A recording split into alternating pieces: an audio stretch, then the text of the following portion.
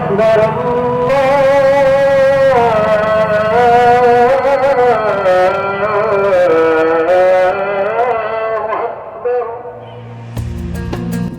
এলাকা জুড়ে দৃষ্টিনন্দন স্থাপত্য, শান্ত পরিবেশ আর এক অপূর্ব সৌন্দর্য।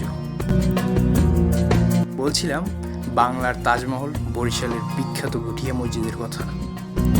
এই মসজিদের রাতের সৌন্দর্য আপনার চোখকে আটকে রাখতে বাধ্য করবেই। এই মসজিদের ভিতরে কি আছে, কেন এত জনপ্রিয়, সব কিছু নিয়ে জানা অজানা সব তথ্য আজকের ভিডিওতে তুলে ধরব। So stay with me till the end. What's up people of the world, this is Bhavinu. Welcome to my another video. Today's video special to me because এখন আমি আছি আমার বরিশালে। আজকে আমরা যাব হচ্ছে বরিশালের একটি দর্শনীয় স্থান, সেটা হচ্ছে গুঠিয়া মসজিদ। তো আমি যাব এবং আমার সাথে যাবে আমার দুইটা ফ্রেন্ড। তো তাদের সাথে এর আগেও আপনারা আমাকে দেখেছেন, তাদের সাথে দিন পরেই আমাদের দেখা। তো আজকে আমরা যাচ্ছি সবাই একসাথে। তো অবশ্যই ভালো লাগতেছে সবার একসাথে হয়ে। তোমাদের কেমন লাগতেছে এইটা বলো। আমাদের অনেক ভালো লাগতেছে আলহামদুলিল্লাহ, অনেকদিন পর বন্ধুর সাথে দেখা। অবশ্যই বিগত 1 বছর পর। তারপরে হচ্ছে আমরা একটা ভালো একটা দর্শনীয় স্থানে যাচ্ছি, গুঠিয়া মসজিদ, যেটা আমাদের বরিশালে একটা ঐতিহ্য বহন করে অবশ্যই।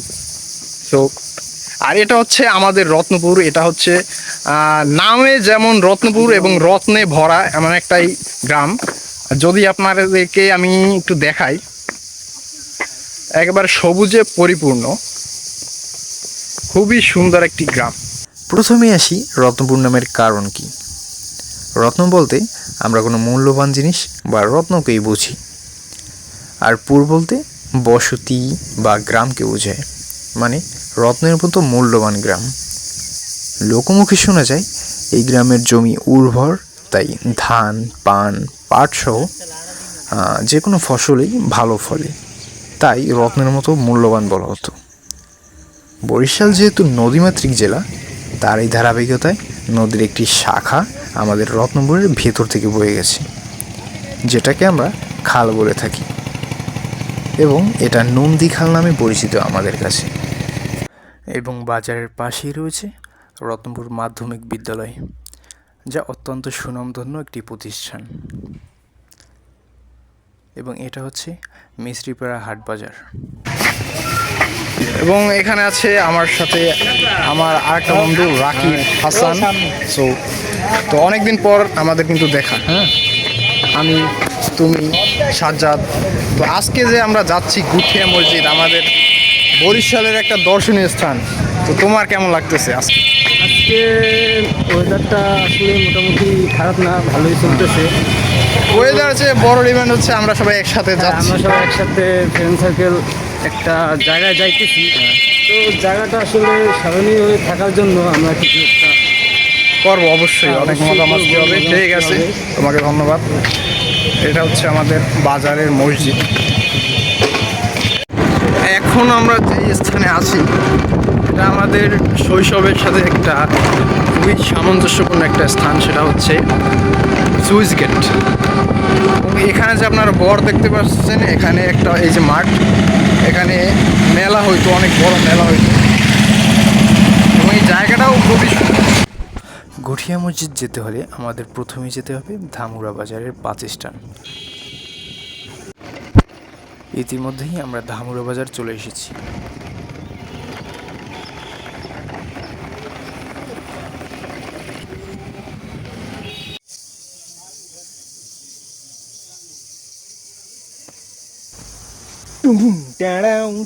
চমৎকার পরিবেশ।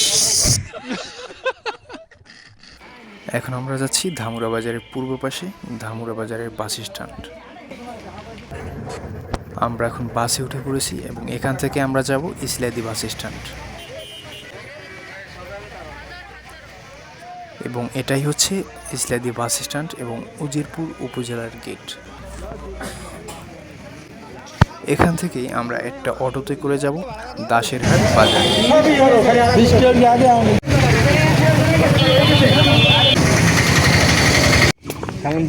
এবং এখানে আসার পর বিষয়টা ছিল অবিশ্বাস্য।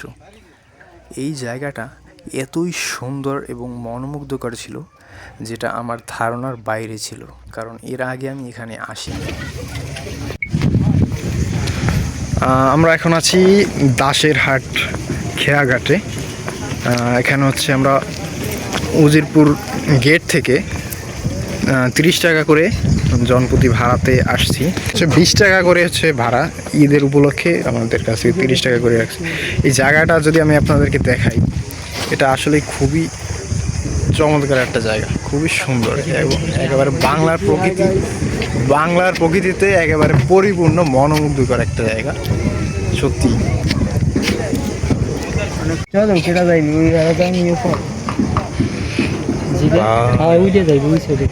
মারাত্মক জায়গায়।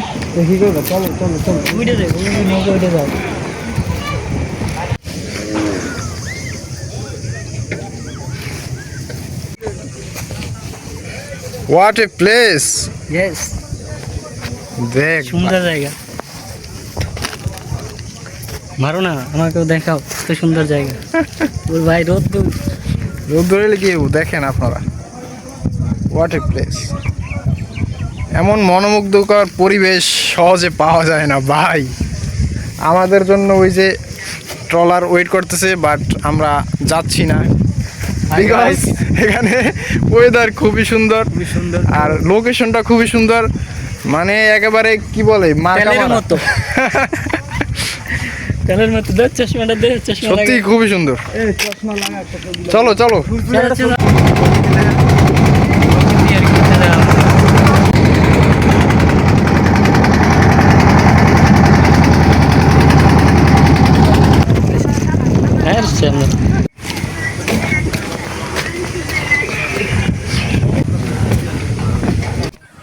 দাসের হাট খেয়া পার হওয়ার পরে আমরা ডিরেক্ট একটা ভ্যানে উঠে পড়েছি গুঠিয়া মসজিদের উদ্দেশ্যে।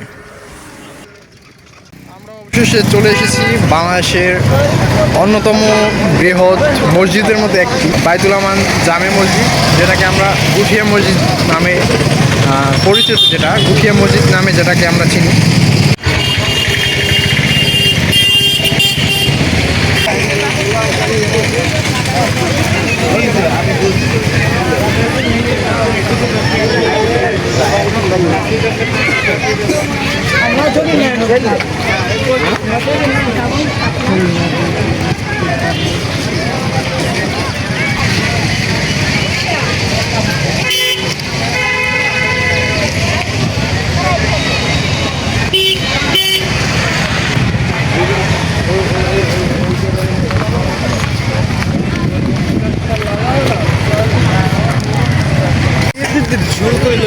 গেট লইছি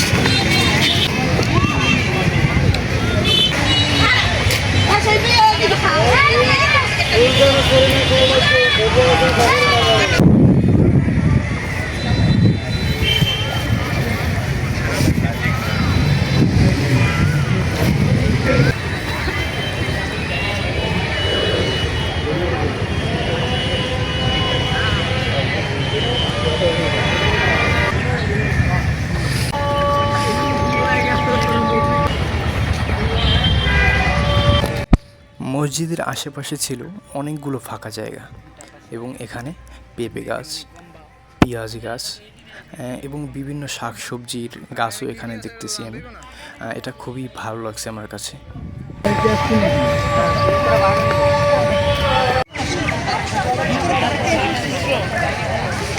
এখানে কি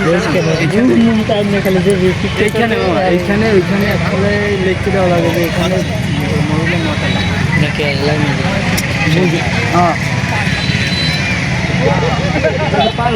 আমরা এখন আছি মসজিদের সেই পাশের কোনো এরিয়াতে এবং পিছনে রয়েছে আমাদের মসজিদটি। আর আমরা আছি হচ্ছে এর পাশে সাইডের একেবারে এরিয়াতে। এই জায়গাটা খুবই মনোমুগ্ধকর, শান্ত, খুবই সুন্দর, খুবই লজ্জাজনক। এবং এটা আমার বলার কোনো ভাষা নেই। না, বলার কোনো দরকার হয় না, কারণ এটা দেখতেই বোঝা যায় যে কত সুন্দর জায়গা। চাইনি তুমি তো এই সময় তোমরা এদিকে আসো, কই বাবুরা, আমরা তো ফিটার খাই। তোমরা তোমরা তোমরা এখন বলো, এই যে দুইজন, তোমরা এখন বলো যে কেমন লাগতেছে আসলে আসার পরে। আসার পরে তো অনেক সুন্দরই লাগতেছে, অনেক ভালো লাগতেছে, মনটা ফ্রেশ হয়ে গেছে। দুঃখের বিষয় ঘড়িটা নষ্ট হয়ে গেল, আমার ঘড়িটা গেল নষ্ট হয়ে। কোনো বিষয় না, ঘড়ি আসবে যাবে। এবং মসজিদের পাশের এই জায়গাটা ছিল খুবই মনোমুগ্ধকর।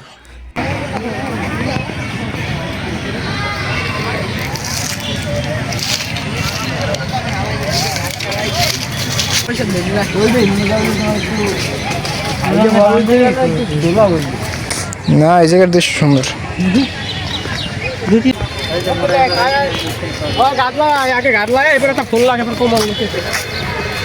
কারণ কি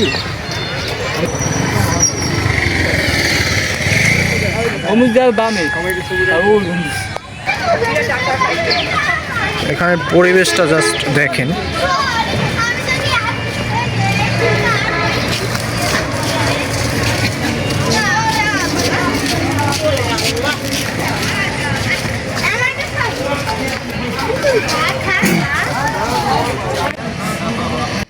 এই জায়গাটিতে অনেকে ক্রিকেট খেলতেছিল এবং সূর্যটা লাল ছিল। সব মিলিয়ে এই জায়গাটি খুবই সুন্দর এবং মনোমুগ্ধকর পরিবেশে পরিণত হয়েছিল। বরিশালের বিখ্যাত গুঠিয়া মসজিদ, যা এক অনন্য স্থাপত্যের উদাহরণ। এই মসজিদের নির্মাণ কাজ শুরু হয় প্রায় 2003 সালের দিকে এবং ধাপে ধাপে এর কাজ সম্পূর্ণ করা হয় কয়েক বছরের মধ্যে।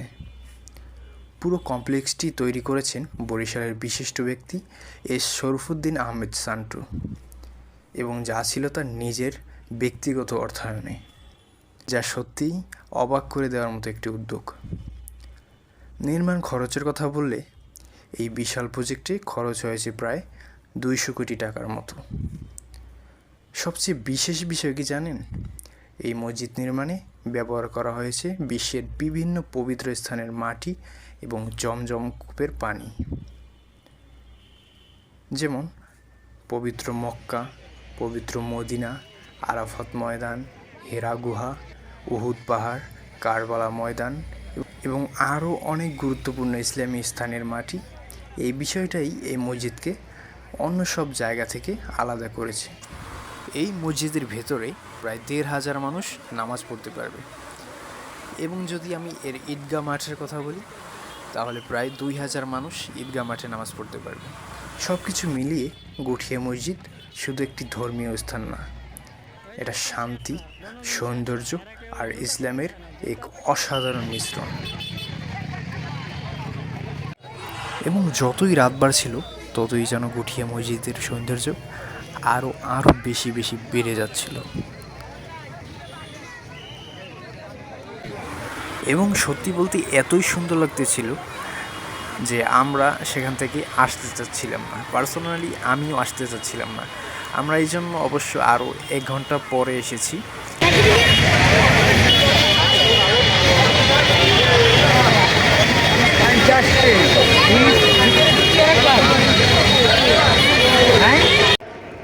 এবং আমার বন্ধু সাজ্জাদকে পাঠিয়ে দিয়েছিলাম ভিতর থেকে ভিডিও করে নিয়ে আসতে। এবং মাশাআল্লাহ মসজিদের বাইরে থেকে এবং ভিতর থেকে দুই দিক থেকেই খুবই সুন্দর ছিল।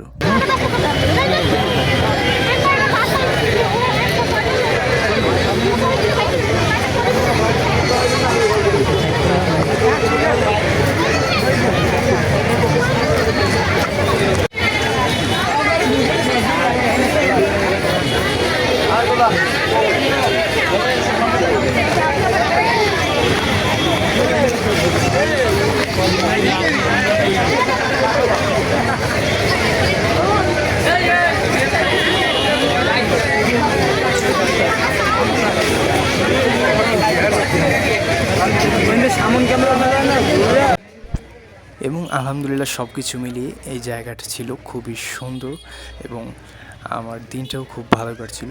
সো আমি সাজেস্ট করব আপনারাও এখানে আসুন এবং দেখুন গঠিয়া মসজিদের সৌন্দর্য এবং নিজের চোখ জোড়ান। সো দেখা হবে পরবর্তী ভিডিওতে। Take care, by.